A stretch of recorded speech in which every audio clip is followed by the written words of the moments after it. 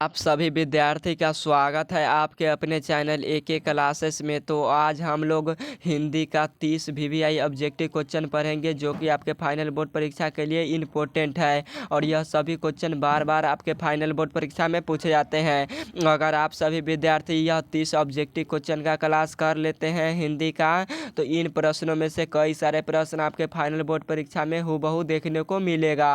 यह हमारा गारंटी है क्योंकि यही सभी क्वेश्चन बार बार रिपीट करते हैं आपके फाइनल बोर्ड परीक्षा में। और आज का क्लास में 30 बुक से चुना गया प्रश्न है, तो आप सभी विद्यार्थी इन्हें जरूर पढ़ लीजिएगा। तो चलिए आज का क्लास स्टार्ट करते हैं। और उससे पहले एक छोटा सा रिक्वेस्ट यह है कि चैनल पर नए आए हैं तो चैनल को सब्सक्राइब और वीडियो को लाइक ज़रूर कर लीजिएगा और इस वीडियो को अपने दोस्तों के पास ज़रूर शेयर कीजिएगा ताकि आपके दोस्त एक क्लासेस के साथ जुड़कर बेहतर तैयारी कर पाए फाइनल बोर्ड परीक्षा 2025 के। तो आप सभी विद्यार्थी शेयर करना मत भूलिएगा। तो चलिए आज का क्लास स्टार्ट करते हैं। आज के क्लास का फर्स्ट नंबर क्वेश्चन है मूक नायक क्या है। एक नंबर क्वेश्चन में पूछा गया है मूक नायक क्या है, तो मूक नायक एक पत्रिका है। वन का राइट आंसर बी होगा, एक पत्रिका है। नेक्स्ट नंबर क्वेश्चन है 2 नंबर, डॉक्टर अंबेडकर ने किस पत्रिका का संपादन किया था। डॉक्टर अंबेडकर ने किस पत्रिका का संपादन किया था, तो डॉक्टर अंबेडकर ने बहिष्कृत भारत पत्रिका का संपादन किया था। और आपसे एक क्वेश्चन पूछा जाता है फाइनल बोर्ड परीक्षा में कि डॉक्टर भीमराव अम्बेडकर का जन्म कहाँ हुआ था, तो डॉक्टर भीमराव अम्बेडकर का जन्म हुआ था महू गांव के मध्य प्रदेश में हुआ था। और कब हुआ था, तो 14 अप्रैल 1891 ईस्वी में हुआ था। कब हुआ था, तो 14 अप्रैल 1891 ईस्वी में डॉक्टर भीमराव अम्बेडकर यानी बाबा साहेब भीमराव अम्बेडकर का जन्म हुआ था।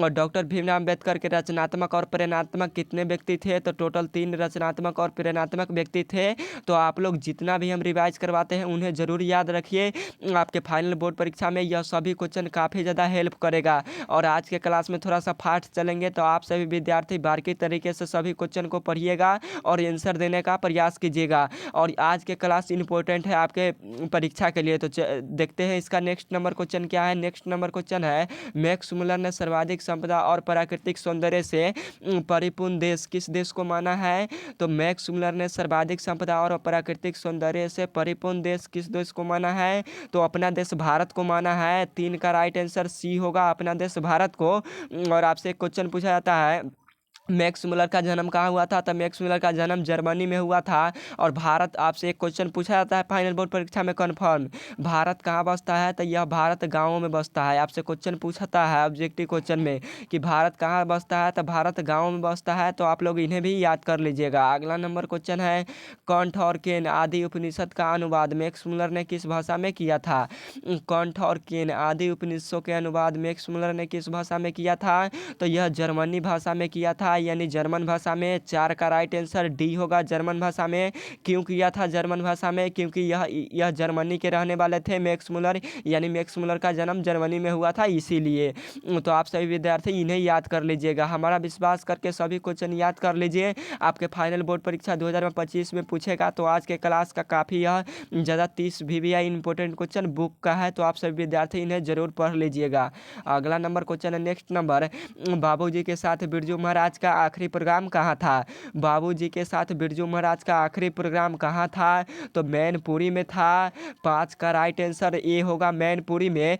और आपसे एक क्वेश्चन पूछा जाता है बिरजू महाराज का जन्म कहाँ हुआ था, तब बिरजू महाराज का जन्म लखनऊ में हुआ था। और बिरजू महाराज किस घराने से आते थे, तो यह लखनऊ घराने से आते थे। और कौन से पीढ़ी के कलाकार थे, तो बिरजू महाराज 7वें पीढ़ी के कलाकार थे। कौन से पीढ़ी के, तो 7वें पीढ़ी के कलाकार थे। और बिरजू महाराज कौन सा नृत्य करते थे, आपसे फाइनल बोर्ड परीक्षा में क्वेश्चन पूछा गया है और पूछा जाएगा। तो बिरजू महाराज कौन सा नृत्य करते थे, तो यह कथक नृत्य करते थे। कौन सा नृत्य, तो कथक नृत्य करते थे, कथक नृत्य करते थे बिरजू महाराज। तो आप लोग इन्हें याद कर लीजिएगा। अगला नंबर क्वेश्चन है नेक्स्ट नंबर, शंभू महाराज बिरजू महाराज के कौन थे। शंभू महाराज बिरजू महाराज के कौन थे, तो शंभू महाराज बिरजू महाराज के चाचा जी थे। 6 का राइट आंसर डी होगा, चाचा थे। और शंभू महाराज का आखिरी प्रोग्राम यानी बिरजू महाराज का आखिरी प्रोग्राम कौन कहाँ था? तो मैनपुरी में था। नेक्स्ट नंबर क्वेश्चन है अगला नंबर, प्रेम के पीर कवि किन्हें कहा जाता है? प्रेम के पीर कवि किन्हें कहा जाता है? तो प्रेम के पीर कवि घनानंद को कहा जाता है। 7 का राइट आंसर डी होगा, घनानंद को कहा जाता है। और आपसे एक क्वेश्चन पूछा जाता है फाइनल बोर्ड परीक्षा में कि घनानंद को किसने मार दिया था? घनानंद को किसने मारा? तो नादिर शाह के सैनिकों ने मारा। किसने मारा? तो नादिर शाह का सैनिकों ने मारा। किसने मारा? तो नादिर शाह के सैनिकों ने मारा। और आपसे एक क्वेश्चन और पूछा जाता है कि घनानंद की मृत्यु कब हुई थी? यानी घनानंद को नादिर शाह के सैनिकों ने कब मारा? तो 1939 ईस्वी में मारा था। कब मारा था? तो 1939 ईस्वी में मारा था, यानी 1939 यानी 90। आप लोग बोल सकते हैं, आप लोग जिस भी प्रकार से बोलिए, इंग्लिश में बोलिए तब या हिंदी में बोलिए तब, बात उतना ही होता है। नेक्स्ट नंबर क्वेश्चन है अगला नंबर, डॉक्टर भीमराव अम्बेडकर का जन्म कब हुआ था?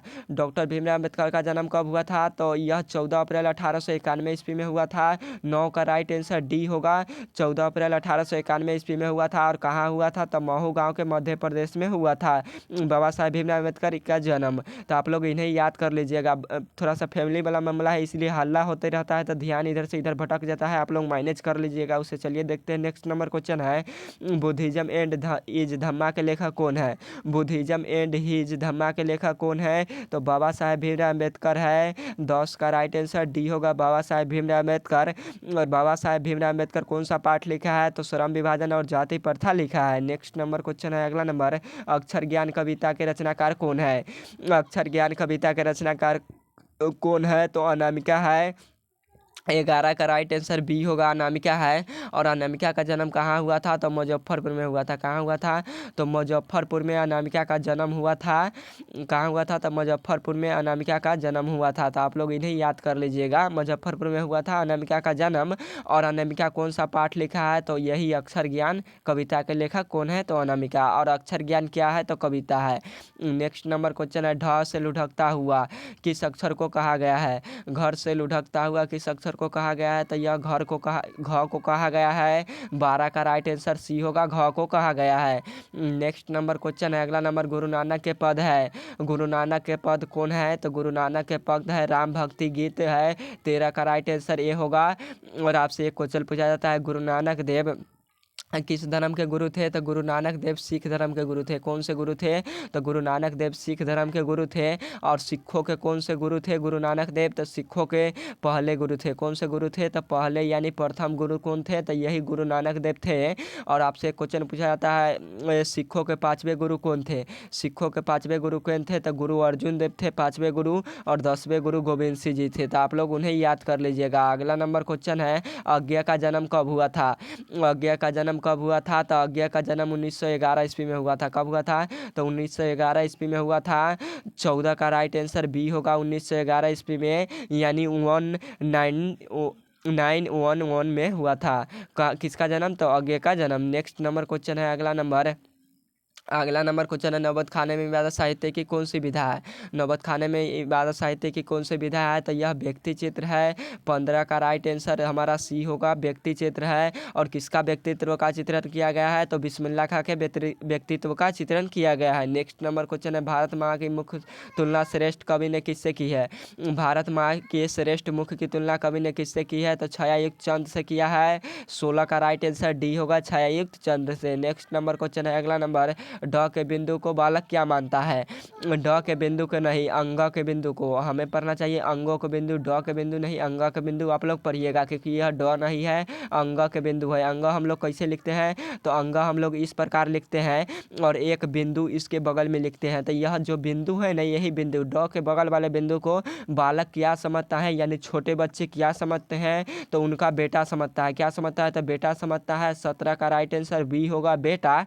और आपसे पूछे बिंदु के जस्ट अपोजिट यानी दूसरे साइड वाले को यानी ड को बालक क्या मानता है? तो ड को बालक क्या मानता है? तो माँ मानता है। क्या मानता है? तो माँ मानता है। ड को माँ मानता है और ड के बिंदु को बालक बेटा मानता है और ड को माँ मानता है। तो आप लोग इन्हें याद कर लीजिएगा। अगला नंबर क्वेश्चन है, बालक को आंसू कब छलक आते हैं? बालक को आंसू कब छलक आते हैं? तो बालक को आंसू पहले ही विफलता पर छलक आते हैं। 18 का राइट आंसर डी होगा। नेक्स्ट नंबर क्वेश्चन है, अगला नंबर, विडंबना का अर्थ क्या है? विडंबना का अर्थ क्या होता है? तो विडंबना का अर्थ उपासना होता है। 19 का राइट आंसर बी होगा, उपहास यानी मजाक उड़ाना। उपहास का अर्थ क्या होता है? मजाक उड़ाना। नेक्स्ट नंबर क्वेश्चन है, भीमराव अम्बेडकर ने की रचनात्मक प्रेरक व्यक्ति थे? डॉक्टर भीमराव अम्बेडकर के रचनात्मक या प्रेरणात्मक व्यक्ति कौन थे? तो ज्योतिबा फूले था। और कितने रचनात्मक और प्रेरणात्मक व्यक्ति थे? तो टोटल 3 प्रेरणात्मक या रचनात्मक व्यक्ति थे।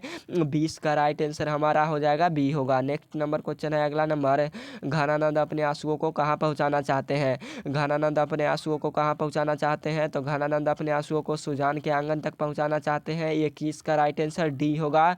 और आपसे एक क्वेश्चन पूछा जाता है, घनानंद अपने आंसुओं को कहाँ पहुँचाना चाहते थे? सुजान के आंगन तक। और घनानंद किसे बरसने के लिए कहते हैं? तो बादल को बरसने के लिए कहते हैं। किसे? तो बादल को बरसने के लिए घनानंद कहते हैं।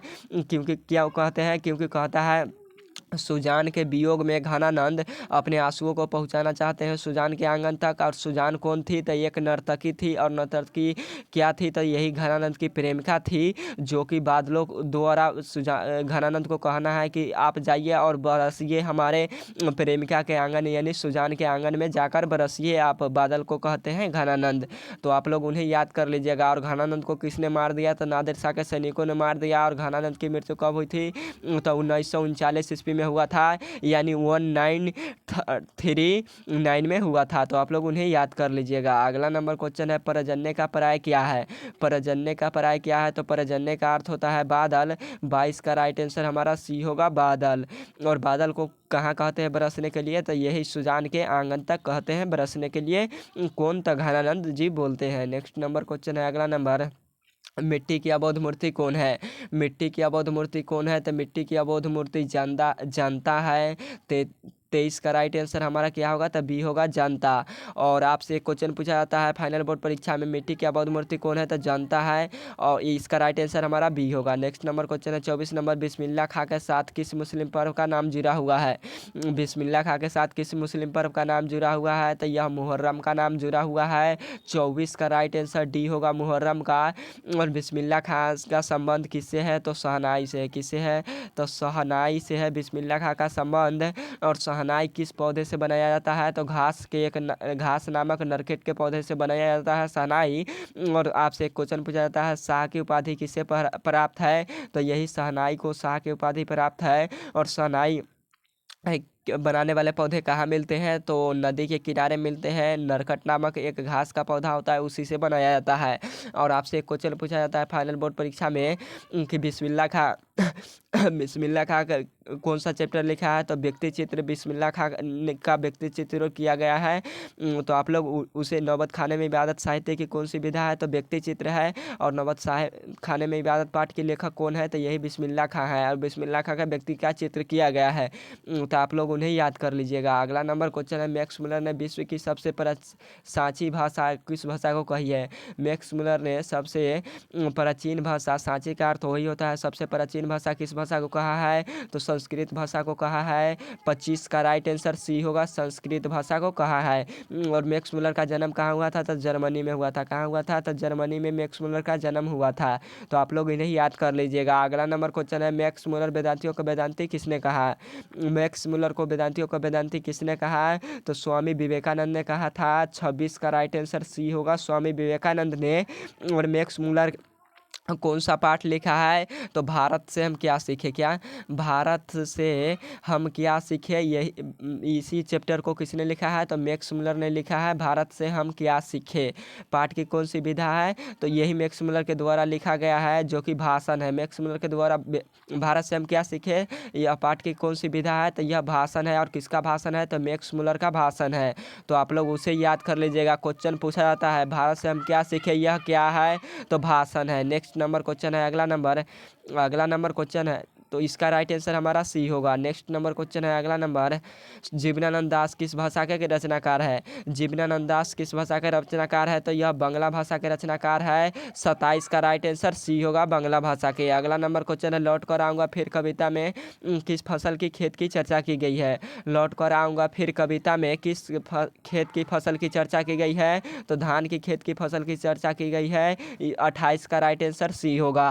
और आपसे क्वेश्चन पूछा जाए, लौट कर आऊँगा फिर कविता के पाठ कौन लिखा है? तो यही जीवनानंद दास ने लिखा है। नेक्स्ट नंबर क्वेश्चन है, अगला नंबर है, कवि ने प्रेम मार्ग को बताया है। कवि ने प्रेम मार्ग को क्या बताया है? तो कवि ने प्रेम मार्ग को सरल और निश्चल बताया है। 29 का राइट आंसर ए होगा, सरल और निश्चल। अगला नंबर क्वेश्चन है, प्रेमघन जी किसे अपना आदर्श मानते थे? प्रेमघन जी अपना किसे आदर्श मानते थे? तो यह ज्योतिबा फुले को मानते थे। 33 का राइट आंसर डी होगा, ज्योतिबा फुले को। और आपसे क्वेश्चन पूछा जाता है फाइनल बोर्ड परीक्षा में यह कि रसखान ने कौन सा रसखान ने कवि को माली मालिन किसे कहा है? क्वेश्चन पूछा जाता है, रसखान ने माली मालिन किसे कहा है? तो राधा कृष्ण को कहा है। और चित्तचोर किसे कहा है? तो चित्तचोर कृष्ण को कहा है। किसे कहा है? तो चित्तचोर कृष्ण जी को कहा है कवि रसखान ने। और रस समाज का परिवर्तन किसने किया था? तो वही कवि रसखान ने किया था। तो आज की क्लास यहीं पर समाप्त करते हैं, फिर मिलेंगे नेक्स्ट क्लास में। अगर किसी प्रकार का डाउट हो तो कमेंट बॉक्स में ज़रूर बताइएगा। सभी प्रकार के आपके सोल्यूशन का 100% किया जाएगा, यह हमारा गारंटी है। और आज के क्लास का यह 30 VVI ऑब्जेक्टिव क्वेश्चन था। तो आप सभी विद्यार्थी इस क्लास को जाकर फोड़ दीजिए, क्योंकि यह 30 ऑब्जेक्टिव में से कई सारे प्रश्न आपके फाइनल बोर्ड परीक्षा में हूबहू लड़ेगा। हमारा विश्वास करके पढ़ लीजिए। तो चलिए आज का क्लास समाप्त करते हैं यहीं पर। Okay bye. और कमेंट बॉक्स में आपके लिए एक क्वेश्चन देता हूँ कि बिरजू महाराज कौन सा नृत्य करते थे? हम बताए थे वीडियो में, इसके वीडियो में बताए हैं। तो आप लोग नहीं देखे तो जाकर देख लीजिए यही वीडियो में। और आप लोग इसका कमेंट बॉक्स में बताइएगा बिरजू महाराज कौन सा नृत्य करते थे, तो आप लोग उससे ज़रूर बताइएगा। Okay bye.